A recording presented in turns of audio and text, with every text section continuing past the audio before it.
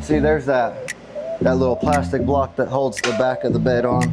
So that one's all good, that's all good, that's all good.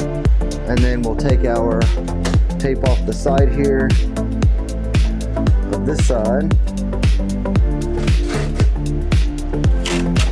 Take all that off.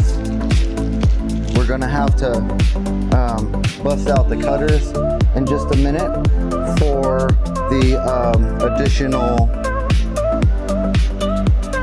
oh gosh, the additional hot ends to go on here. But in order to move, they do use heavy duty zip ties here and there. And I can see why they do. We just have to, you have to get in your toolbox, and the one that we were talking about, if this is the only printer you have, and you got to get your shears. So get your cutters and go ahead and give these a little snip, or the little zip ties. Snip those bad boys off there, and they're on there pretty good. So they definitely did their job of holding everything in place while shipping.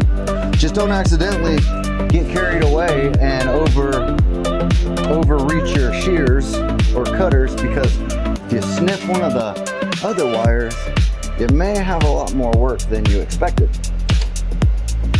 And we didn't get that one, but we will. There we go.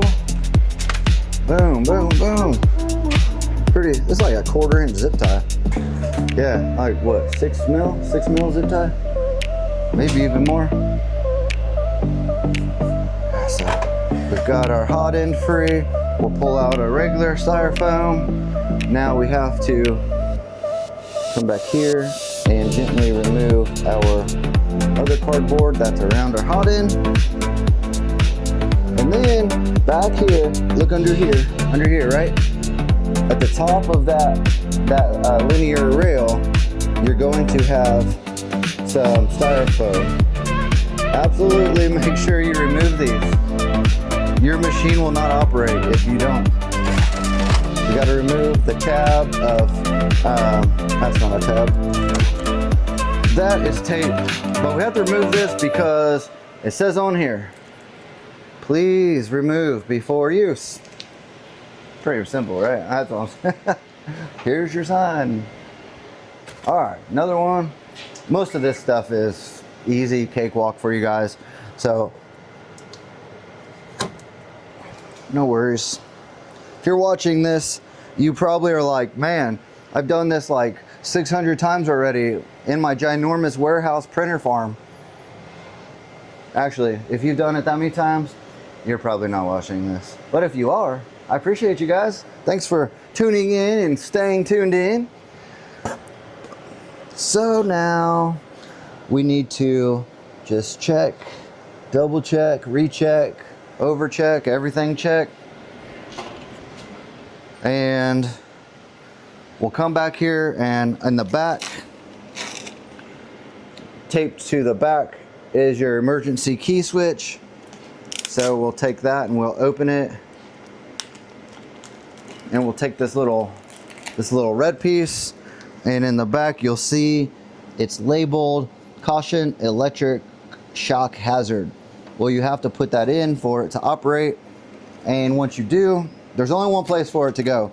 When you're done with that, you go a little bit higher and there'll be 2 pieces of tape on the fans or the vents. You have to take those off or your machine won't be able to vent. Now there's actually another vent that is on the front here, right here. So make sure that if you set anything on top, you don't set anything here, because this vent won't be able to operate. So then we got that and we got that, and all that's good. Now we just need to go back to our toolbox and get some of our other pieces that were in the toolbox. So for this, you see that this is going to go on the right side or the left side here.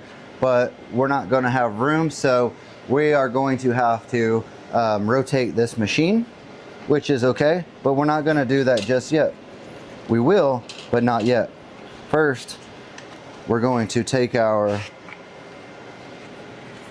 new hot ends and we're going to put them in here.